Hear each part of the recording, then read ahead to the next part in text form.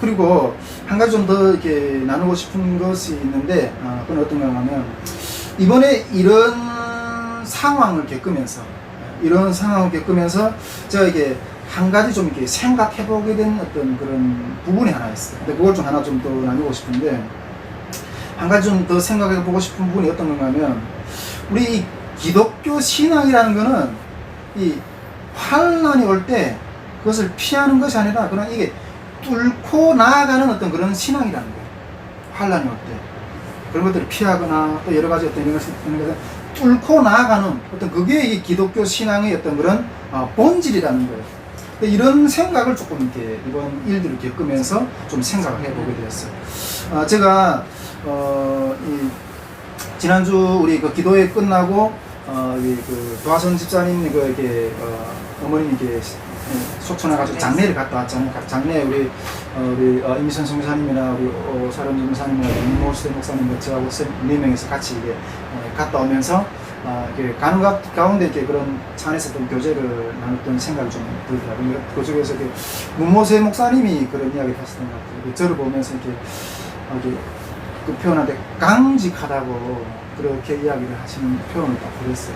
강직하다고 해서. 근데 물론 이번에 이런 상황들을 이렇게 우리가 정말 보면서 이게 정말 이뤄낼 수 있을까 이런 모든 우려가 어떤 그런 가운데서 이렇게 지금 우리가 계속 믿음으로 걸어나가잖아요. 근데 그런 것들을 헤쳐나가는 어떤 그런 모습들이나 이런 것들을 보면서 그런 표현을 쓰신 것이 아닌가 좀 이런 생각이 좀 들거든요. 근데 저는 이런 표현을 여러 번 들었어요.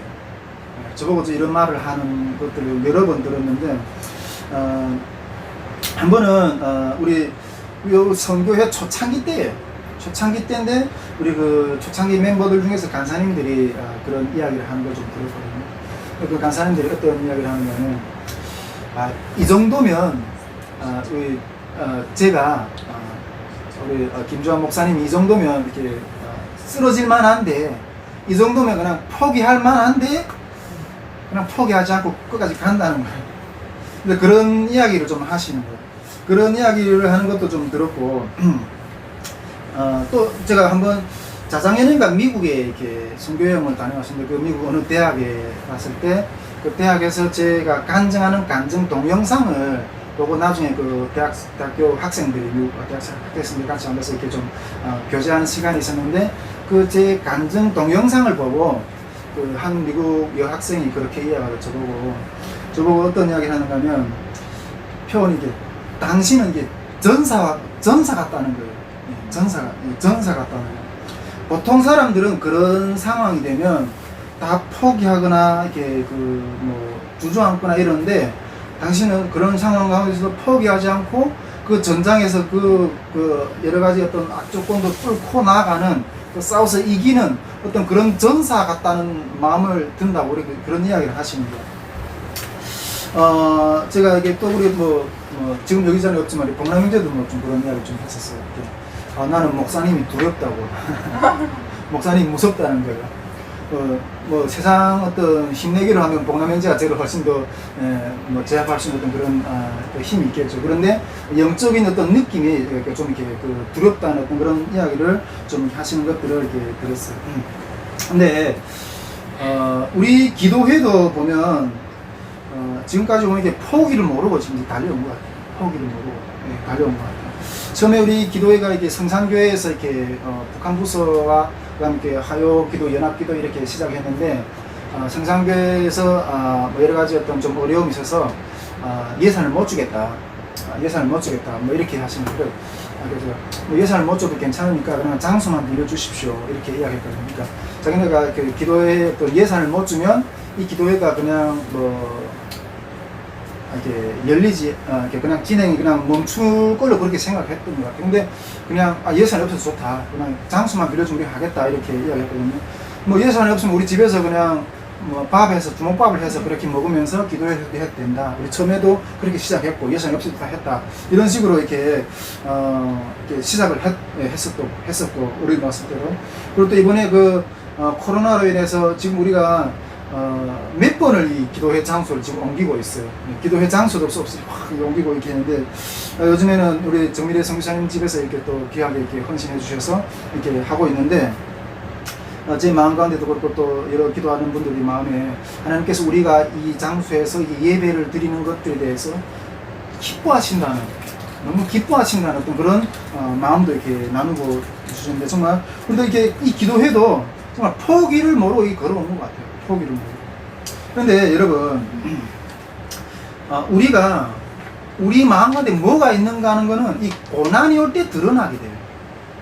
고난이 올 때 이렇게 드러나게 되거든요.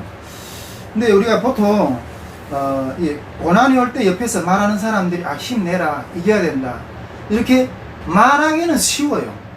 말을 해주기는 쉬워요. 그러나 그 고난의 상황에서 그 고난의 어떤 현장에서 그것을 겪어내기는 쉽지 않은 거예요. 겪어내기는 쉽지 않은 거예요. 만약 그 고난이 올 때 실제로 내 가운데 내가 뭘 의지하는가 하는 것은 그 고난이 오면 다 드러나게 되어 있어요. 사람은. 드러나게 되어 있거든요. 그 고난 가운데 내가 뭘 의지하고 있는가 하는 것은 드러나게 되어 있고, 그건 숨길 수가 없어요. 그래서 숨길 수가 없어요, 사람은. 하나님은 이번 코로나도 우리 한국교회 가운데서도 이렇게 이런 고난을 통해서 막 흔드신다고 그랬어요. 흔드신다고. 흔들어서 그 견고하지 못한 사람이 다 떨어져 나가는 거예요. 그 시편에 그러잖아요. 이렇게 악인은 하나님의 심판을 견디지 못한다고 그랬어요. 그 겨처럼 그 심판의 바람에 다 날려가는 거예요. 우리가 이 고난이 올 때 우리 가운데 뭐가 있는가 하는 건 드러나게 되어 있어요. 분명하게.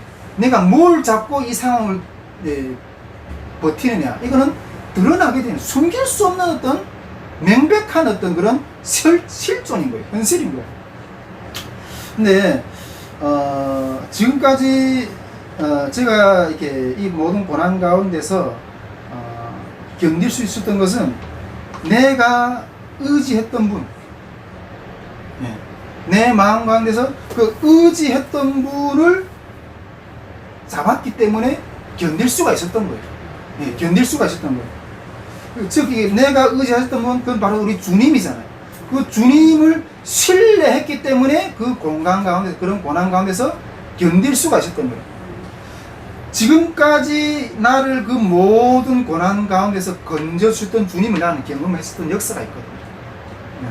그 경험했었던 나를 모든 그 고난 가운데 건지시고 인도하셨던 그 주님에 대한 그 믿음이 있기 때문에, 그 주님을 신뢰했기 때문에 이번에도 이런 코로나의 어떤 그런 상황 가운데서도 이번에도 주님은 분명하게 이걸 넘게 하실 것이라는 그런 믿음이 있었던 거예요. 믿음이 있었던 거예요. 제가 이렇게 강직해서, 제가 이게 전사와 같아서 그 자리에서 견뎠던 게 아니에요. 또 외부에서 볼 때는 그런 것들, 저 사람 정말 강직하고 정말 이렇게 전사와 같다, 이렇게 비춰질지 모르지만은 실제로 내 마음 가운데는 그 반석이신 예수 그리스도, 나를 그 모든 고난 가운데서 인도하시고 시원하셨던 그 하나님에 대한 경험이 있었고, 그 하나님이 이번에도 넘게 하실 것이라는 그런 믿음이 있었기 때문에 견딘 거예요. 내가 전사 같고 그런 강직해서 강인해서 이게 아니라 그 주님을 믿는 그 믿음이 나를 경광 반석 위에서 흔들리지 않고 세워주셨다는 것들을 이렇게 말씀드리고 싶은 거예요. 우리가 이런 것처럼 이렇게 우리는 이렇게 그리스도인들이라는 건 이게 환란이 올 때 이 환란을 뚫고 나아가는 신앙으로 우리가 살아가야 된다는 거죠. 근데 이런 묵상을 이번에 이렇게 좀 이렇게 그 코로나 상황을 겪으면서 이렇게 좀 이렇게 했는데, 우리가 이 그리스도인들이 이 환란을 어떻게 극복해 나갈 것인가 하는 것, 이건 초미의 어떤 그런 관심사라고 생각해요. 이것이 가장 어떤 중요한, 그리스도인 생활이 가장 중요한 어떤 부분들이라고 생각되는데, 우리는 이런 환란이 올 때 그것 속에서 전사가 돼야 되고, 강인한 어떤 믿음의 용사가 돼서 이렇게 타파하고 깨고 나아갈 수 있는 그런 영적인 힘이 있어야 되는 거예요. 힘이 있어요. 그러니까 우리가 모든 어떤 이 환란의 문제들, 그리고 우리가 어떻게 극복할 건가, 이게 상당히 우리가 이렇게 집중하고 또 고민해야 되는 문제인데, 우리 그 다니엘서라든가 계시록에 보면 이 7년 대환란에 대한 어떤 그런 이렇게 그 해석이 문제들이 있잖아요. 그런 말씀이 있는데, 근데 이 부분에 대해서 7년 대환란에 대해서 여러 주석가들이라든가 여러 교파라든가 초기 뭐 이런 데서 이렇게 그 해석하는 부분들이 상당히 좀 많이 다른 것들을 이렇게 우리가 많이 느끼는데, 또 이런 이 7년 대환란은 또 뭐 천년왕국과 또 연결돼서 이렇게 그 해석하는 이야기들이 좀 많거든요. 근데 천년왕국이라고 할 때는 우리 계시록에 나오게 천년왕국이라고 할 때는 이렇게 무천년설이라든가 후천년설이라든가 뭐 전천년설이라든가 이런 논자들이 많은데, 그래서 전천년설은 또 이렇게 다시 뭐 세대주의적인 전천년설 또 뭐 역사적인 전천년설 이렇게 구분이 되는데, 특히 여기 여러 천년설의 어떤 입장들 가운데 특히 여기 세대주의자들이 주장은 믿는 자들은 이 7년 대환란의 시기를 이렇게 피한다고 이렇게 이야기를 하고 있거든요. 그렇게 주장하는데, 우리 교단 같은 경우에는 이렇게 무천년설을 주장해요. 무천년설을. 저도 이렇게 무천년설을 대해서 좀 동의를 하는 어떤 그런 입장인데, 이 무천년설 주장하는 신학자들 보면 이렇게 초대교회 때는 오르겐이라든가 중세교회 때는 어거스틴, 또 뭐 종교개혁 시대나 때는 칼빈이라든가 아브라함 카이파라든가 이런 신학자들이 이렇게 무천년설들을 많이 주장하거든요. 근데 저는 이렇게 뭐 무천년설이든 뭐 전천년설이든 뭘 떠나서 그 7년대 환란이든 뭐 이런 주제들을 이렇게 생각할 때 저는 어떤 마음이 드는가 하면, 이 책상머리에 앉아서 이렇게 연구하는 신학자들하고 이 현장의 신앙 삶에게 속에서 십자가를 지는 사람들이 어떤 생각하는 부분들이 이렇게 좀 차이가 난다는 어떤 그런 생각을 좀 하게 되거든요. 그런 것 차이가 난다는 좀 생각을 하게 되는데, 우리가 주님의 뜻대로 살면서 현장에서 이렇게 십자가를 지는 사람들은, 그런 그리스도인들은 이 환란의 문제가 이 장래 뭐 계시록에 이게 종말 시점에서 어떤 그런 뭐 계시록에 기록되어 있고 장래에 앞으로 임할 어떤 그런 부분의 어떤 그런 문제로만 국한되는 것이 아니라, 이 현장에서 정말 내 삶 속에서 그리스도의 십자가를 지는 사람들이 이 환란의 문제는 현실의 문제거든요. 이 현실의 문제거든요. 네. 현실 속에서 그런 환란들을 겪고 그런 환란들을 이겨나가는 어떤 그런 모습들로 이렇게 살아나가는 거죠. 또 우리가 다른 부분에서 이 환란의 문제들을 이렇게 좀 생각할 때 어떤 부분들이 좀 있는가 하면, 이 구원의 원리의 문제를 우리가 생각할 때, 구원의 원리 문제를 생각할 때 이 부분도 또 상당히 중요한 부분이라고 생각하는데, 우리가 구원의 원리에 대해서 문제를 생각할 때 이런 주제를 우리가 이렇게 보통 이렇게 신학교에서 논하고 이렇게 하는데, 그게 어떤 부분인가 하면 이미와 아직, 그러니까 already but not yet, 이미와 아직의 문제를 가지고 이 구원관에 대해서 이렇게 설명하는 어떤 부분들이 있는데, 그러니까 우리는 이미 구원을 얻었지만은 이 구원은 아직 완성이 되지 않는 어떤 그런 것이다. 이것에 대해서 이렇게 이야기를 많이 하고 있거든요. 구원의 문제를 원리를 바라볼 때. 그런데 여기서 우리는 예수 그리스도를 믿음으로 인해서 이미 구원을 얻었죠. 그런데 그 믿음의 완성은 아직 이루어지지 않은 거예요. 그래가지고 이 이미와 이 완성의 이 사이, 이 이미와 이 완성의 사이는 정말 캄캄해요. 여러분, 예수를 믿는다고 해서 우리가 불행이 안 나타나나요? 예수를 믿는다고 해서 우리가 다 이렇게 주님이 어떤 그런 것들을 막 이야기해주고 이런 거 따라가나요? 그렇지 않잖아요. 어떻게 가야 될지 모르는 어떤 그런 상황이 나올 때가 너무나 많은 거예요. 근데 우리가 이미 받은 구원과 이 구원이 완성이 되는 이 사이는 정말 그 사이에 빛으로 인도하시고 조명해 주는 성령의 어떤 그런 조명의 역사, 그런 것들이 없으면 그냥 구렁텅이에 빠질 수밖에 없는 거예요. 우리가 이런 성령의 이런 보혜사 성령의 안내하심이 없으면 우리 망하는 어떤 그런 신앙도 우리가 망하는 길밖에 걸어갈 수밖에 없는 거예요. 우리가 그렇기 때문에 이 보혜사 성령의 통치를 아는 사람들, 이런 캄캄함이라는 이런 환란을 뚫고 나갈 수 있는 그 빛이신 성령을 의지할 때만 가능한데, 이 보혜사 성령의 통치를 아는 사람들은 하나님의 나라의 가 어떤 것인가 하는 것들을 알고, 또 주님이 재림이라든가 또 환란이라든가 또 천국의 진정한 삶이라는 게 어떤 것인가 하는 것들을 말로 아는 것이 아니라 현실로 아는 거예요. 현실로. 현실로 아는 것이라고 우리가 이렇게 믿습니다. 우리가 그렇기 때문에 이 기독교 신앙에 있어서 이 환란의 문제라는 것은 이거 뚫고 나아가야 되는, 그것을 뚫고 나아가야 되는 어떤 그런 걸음이라는 거죠. 그런 걸음이라는 거죠. 제가 우리 늘 이렇게 강조하지만은 이 북한 선교 자체가 상당히 많이 어렵기 때문에 많이 이렇게 그 고난의 문제가 생기고 이 가운데서 이렇게 감당이 안 돼서 많은 분들이 이렇게 떨어져 나가는 어떤 그런 부분들을 이렇게 많이 보게 되는데, 그러나 이 성령을 의지하고 우리를 인도하시는 우리 반석이 되신 그 예수 그리스도를 의지할 때 그분의 어떤 안내를 받을 때 이런 부분들을 아는 사람들은 이런 고난의 문제든지 그것이 북한 선교의 어떤 고난이든지 뚫고 나아갈 수 있는 힘이 생긴다는 거예요. 그런 것들을 경험한다는 거예요. 저는 이런 고난의 환경, 또 어떤 이런 고난의 환경을 어떤 때 걸어가다 보면 그 가운데 놓이는 게 정말 광야같이 이게 걸어가는 것 같다는 어떤 느낌이 들 때도 많아요. 그런데 그럼에도 불구하고 이 광야를 걸어가는 것은 그 광야 속에서 솟아나는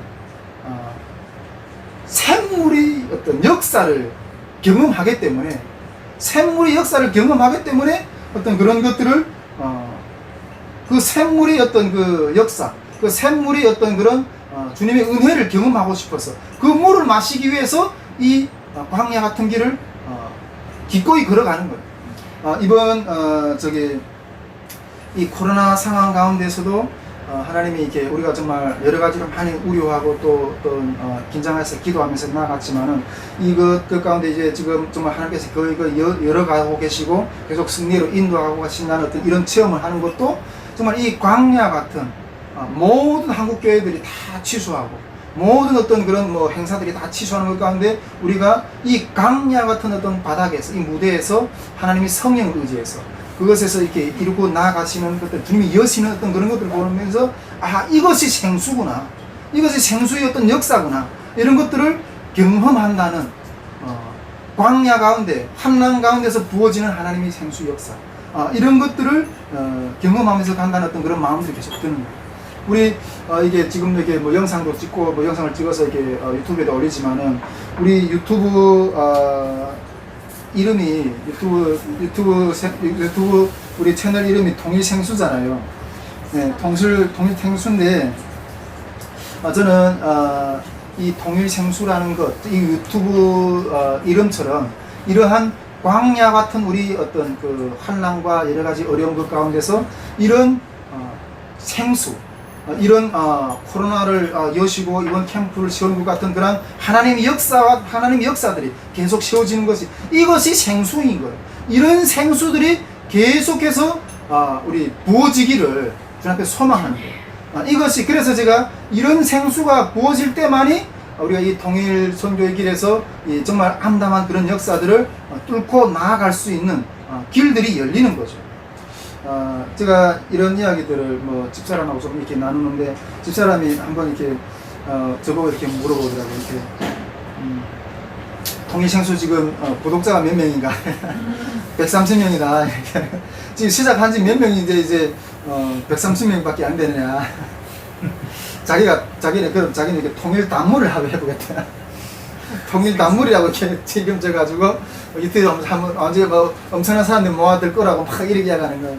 근데 여러분, 이게 통일 생수는 물론 이렇게 다른 사람들처럼 먹방이라든가 다양한 어떤 이슈들 이런 것들을 주제로 달아가지고 막 이렇게 하면 얼마든지 구독자들을 많이 이렇게 모으고 갑자기 막 이렇게 커질 수는 있겠죠. 그러나 이 통일의 길이 여는 데는 이런 생수들이 필요해요. 이런 생수의 주님의 역사가 부어져야지만이 이게 열려지는 거예요. 근데 이런 생수는 정말 우리가 값을 주고 사야 돼요. 살 때만이 어떤 부어지는 하나님의 어떤 경험의 그런 역사들을 경험할 수 있다는 것들을 이렇게 좀 이렇게 말씀을 드리게 됩니다. 결론적으로 이런 이야기를 좀 이렇게 마무리하면서 우리는 이번 이런 걸음을 걸어가면서 정말 이 싸움을 하면서 강직한 사람들이 되어야 되고, 정말 전사와 같은 어떤 이런 어떠한 고난과 어떠한 환난과 어떠한 영적 싸움과 어떠한 전장에서도 싸워서 이겨낼 수 있는 그러한 능력의 용사들로 믿음으로 이렇게 준비해서 걸어 나가야 된다는 거죠. 근데 이런 것 뚫고 나아가는 것이 우리 그리스도인의 본질적인 모습이고, 그러니 뚫고 나갈 수 있는 본질적인 힘은 예수 그리스도를 의지할 때만이 가능하다는 거죠.